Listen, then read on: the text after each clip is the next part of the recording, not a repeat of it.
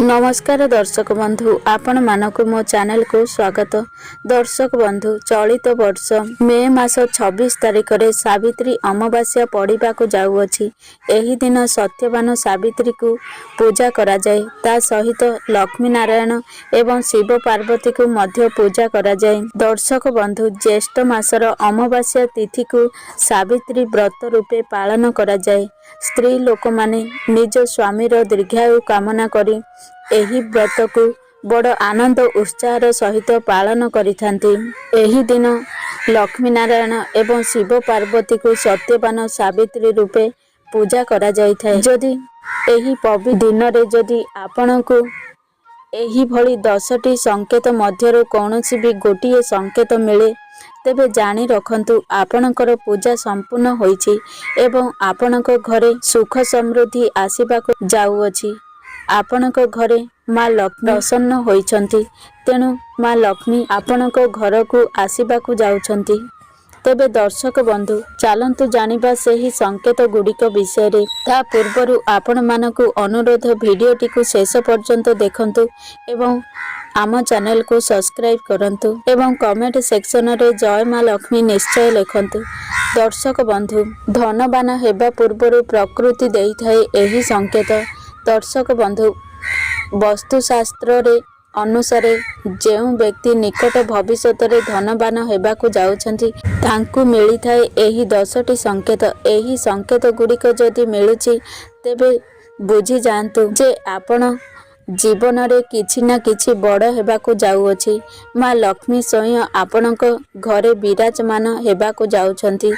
हिंदू धर्म रे माँ लक्ष्मी को धनर देवी बोली कुहा जाए। जेउ मनीष उपरे माँ लक्ष्मी कृपा करिछंती ता घरे केबे भी धन अन्नर अभाव होई न थाए। माँ लक्ष्मी को प्रसन्न करिबा पई आमे माने अनेक पूजा व्रत करिथाउ। दर्शक बंधु मान्यता अछि कि जेउ घर उपरे माँ लक्ष्मीकर कृपा वर्षा हुए एवं जेउ घरे माँ लक्ष्मी स्थायी भावरे वास करती से घरे अनेक शुभ संकेत देखा दिए।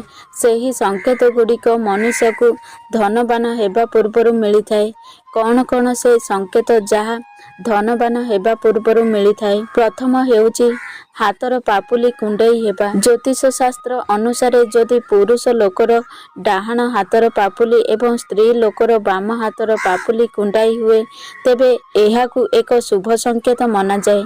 एहार अर्थ आपणक जीवनरु धन संबंधी समस्या गुड़िक दूर हेबाकु जाउअछि एवं आपण धनवान हेबाकु जाउछंती। द्वितीय संकेत शंख ध्वनि शुणा जिबा। दर्शक बंधु जदि प्राप्तः काल रे आपण शंख ध्वनि शुणुचंती तेबे एहा एक शुभ संकेत अटे। एहार अर्थ आपणकर एबे खराब समय समाप्त हेबाकु जाउअछि एवं भल समय आरंभ हेबाकु जाउअछि। एहा सह कौनसी ना कौनसी शुभ खबर निकट भविष्यत रे प्राप्त करिवे। तृतीय संकेत दर्शक बंधु जदि आपणक घरे किंबा घर बाहरे अचानक भावरे दल दल होई कला पिंपुड़ी बाहरुचंती एवं सेमाने खाद्य को मुहरे धरी बुलुचंती तेबे बुझी जांतु कि आपणकर भल समय आसीबाकु जाउअछि। चतुर्थ संकेत जदि सकाळु सकाळु गोमाता आपणक घर को आसंती तेबे एहा स्वयं भगवानकर आशीर्वाद अटे। तेणु से गाई को रुटी किंबा घास खाइबाकु दियंतु।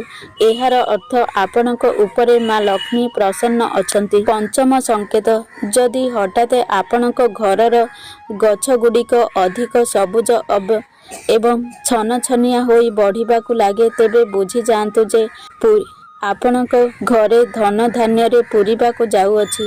षष्ठ संकेत झाड़ू को माँ लक्ष्मीकर प्रतीक बोली मना जाए। जदि सकाळु सकाळु केउ कुआरी झियो झाड़ू लगाइबार देखिबाकु मिले तो बुझी जांतु जे आपण शीघ्र धनवान हेबाकु जाउछंती। एहार अर्थ माँ लक्ष्मीकर कृपा आपण प्राप्त करिबाकु जाउछंती। एबेठारु आपणकर समस्त दुख कष्ट दूर हेबाकु जाउअछि। सप्तम संकेत सकाळु सकाळु आपण रास्तारे टंका पड़िबार देखुचंती तेबे एहा मध्य धन आगमनर पूर्व सूचना अटे। एहार अर्थ खूब शीघ्र आपणक ନିକଟକୁ ଟଙ୍କା ଆସିବାକୁ ଯାଉଅଛି। ଏହା ବ୍ୟତୀତ ଡ୍ରେସ୍ ପିନ୍ଧିବା କିମ୍ବା ଖୋଲିବା ସମୟରେ ଆପଣଙ୍କ ପକେଟରୁ କିମ୍ବା ପର୍ସରୁ ଟଙ୍କା ପଡ଼ିଯାଏ, ତେବେ ଏହା ମଧ୍ୟ ଧନ ପ୍ରାପ୍ତର ସଂକେତ ଅଟେ। ଅଷ୍ଟମ ସଂକେତ, ଆପଣଙ୍କ ଘରର ମୁଖ୍ୟ ଦ୍ୱାର ପାଖାପାଖି ଆମ୍ବ ଗଛ ଉଠେ, ତେବେ ଏହା ମଧ୍ୟ ଲକ୍ଷ୍ମୀ ପ୍ରାପ୍ତିର ସଂକେତ ଅଟେ। ଏହା ଏକ ଶୁଭ ସଂକେତ ଅଟେ। ଏହାର ଅର୍ଥ ଆପଣଙ୍କ ଘରକୁ ଧନ ଆଗମନ ହେବାକୁ ଯାଉଅଛି। ବିଲେଇ ଛୁଆ ଜନ୍ମ ଦେବାକୁ ମଧ୍ୟ ଶୁଭ ସଂକେତ ମନାଯାଏ। ଯଦି ବିଲେଇ ଆପଣଙ୍କ ଘରେ ଛୁଆ ଜନ୍ମ ଦିଏ, ଏହା ଏକ ଶୁଭ ସଂକେତ ଅଟେ। ଏହାର ଅର୍ଥ ଆଗକୁ ଆପଣ କୌଣସି ନା କୌଣସି କାର୍ଯ୍ୟରେ ସଫଳତା ସହ ଧନ ମଧ୍ୟ ପ୍ରାପ୍ତ କରିବେ। ଦଶମ ସଂକେତ, ଯଦି ଆପଣଙ୍କ ଘର କାନ୍ଥରେ 3ଟି ଝିଟିପିଟି ଏକା ସହ ଦେଖାଦିଏ, ତେବେ ଏହା ଏକ ଶୁଭ ସଂକେତ ଅଟେ। ଏହା ଲକ୍ଷ୍ମୀ ଆଗମନର ପୂର୍ବ ସୂଚନା ଅଟେ। କୁହାଯାଏ କି ଏହି 3ଟି ଝିଟିପିଟି ଯଦି ଜଣେ ଅନ୍ୟ ଜଣଙ୍କର ପିଛା କରୁଥାଏ, ତେବେ ଏହା ମଧ୍ୟ ଶୁଭ ସଂକେତ ଅଟେ। ଏହା ଘରର ଉନ୍ନତିର ପୂର୍ବ ସୂଚନା ଅଟେ। ଦୀପାବଳି ଦିନ ତୁଳସୀ ନିକଟରେ ଝିଟିପିଟି ଦେଖାଦେବା ଅତ୍ୟନ୍ତ ଶୁଭ ହୋଇଥାଏ। ଏହା ଧନ ପ୍ରାପ୍ତି ପୂର୍ବର ସୂଚନା ଅଟେ। ମା ଲକ୍ଷ୍ମୀଙ୍କ ବାହନ ପେଚା ଯଦି ଆପଣଙ୍କୁ ଅନେକ ଦିନରୁ ଦେଖାଦେଉଛି, ତେବେ ଏହାର ଅର୍ଥ ଆପଣଙ୍କ ଘରକୁ ମା ଲକ୍ଷ୍ମୀଙ୍କର ଆଗମନ ହେବାକୁ ଯାଉଅଛି ଏବଂ ଆପଣଙ୍କୁ ଖୁବ୍ ଶୀଘ୍ର ଅପାର ଧନ ସମ୍ପତ୍ତି ପ୍ରାପ୍ତ ହେବାକୁ ଯାଉଅଛି। ସ୍ୱପ୍ନରେ ଯଦି ଆପଣ ହଳଦିଆ କିମ୍ବା ଲାଲ ରଙ୍ଗର ଫୁଲ ଦେଖୁଛନ୍ତି, ତେବେ ଏହାକୁ ଧନ ପ୍ରାପ୍ତିର ସଂକେତ ମନାଯାଏ। ସ୍ୱପ୍ନରେ ମନ୍ଦିର ଦେଖିବା ଅତ୍ୟନ୍ତ ଶୁଭ ଅଟେ। ଏହା ଧନ ପ୍ରାପ୍ତି ଏବଂ ଆଧ୍ୟାତ୍ମିକ ଉନ୍ନତିର ସଂକେତ ଅଟେ। ସ୍ୱପ୍ନରେ ନାଲି ଶାଢ଼ୀ ପିନ୍ଧିଥିବା ସ୍ତ୍ରୀ ଲୋକଙ୍କୁ ଦେଖିବା ଅର୍ଥ ମା ଲକ୍ଷ୍ମୀଙ୍କର କୃପା ଆପଣଙ୍କ ଉପରେ ବର୍ଷା ହେବାକୁ ଯାଉଅଛି। ସ୍ୱପ୍ନରେ ପାହାଡ଼ ଦେଖିବାକୁ ସଫଳତା ପ୍ରାପ୍ତିର ସୂଚନା ମନାଯାଏ। ଯଦି ଆପଣ ସକାଳୁ ସକାଳୁ କୁକୁରକୁ ରୁଟି ମୁହଁରେ ଧରି ବୁଲିବାର ଦେଖୁଛନ୍ତି, ତେବେ ଏହାର ଅର୍ଥ ଆପଣଙ୍କୁ ଅଜଣା ସ୍ରୋତରୁ ଧନ ଲାଭ ହେବାକୁ ଯାଉଅଛି। ଯେଉଁ ବ୍ୟକ୍ତି ଉପରେ ମା ଲକ୍ଷ୍ମୀଙ୍କର କୃପା ବର୍ଷା ହେବାକୁ ଯାଏ, ତାର ନିଦ ବ୍ରହ୍ମ ମୁହୂର୍ତ୍ତରେ ଅର୍ଥାତ୍ 3ଟାରୁ 5ଟା ଭିତରେ ଖୋଲିଯାଏ। ଶାସ୍ତ୍ରରେ ମଧ୍ୟ କୁହାଯାଇଛି, ଯେଉଁ ବ୍ୟକ୍ତିର ନିଦ ବ୍ରହ୍ମ ମୁହୂର୍ତ୍ତରେ ଭାଙ୍ଗିଯାଏ, ତା ଜୀବନରେ ଦୁଃଖର କଳା ବାଦଲ ଧୀରେ ଧୀରେ ଦୂର ହୋଇଯାଏ ଏବଂ ସବୁ କିଛି ଠିକ୍ ହେବାକୁ ଲାଗେ ଏବଂ ସେ ବ୍ୟକ୍ତିକୁ ସଫଳତା ପ୍ରାପ୍ତ ହୁଏ। ଯଦି ଆପଣଙ୍କୁ ସ୍ୱପ୍ନରେ ଶୁଆ ଦେଖାଦେଉଛି, ତେବେ ଏହା ଏକ ଶୁଭ ସଂକେତ ଅଟେ।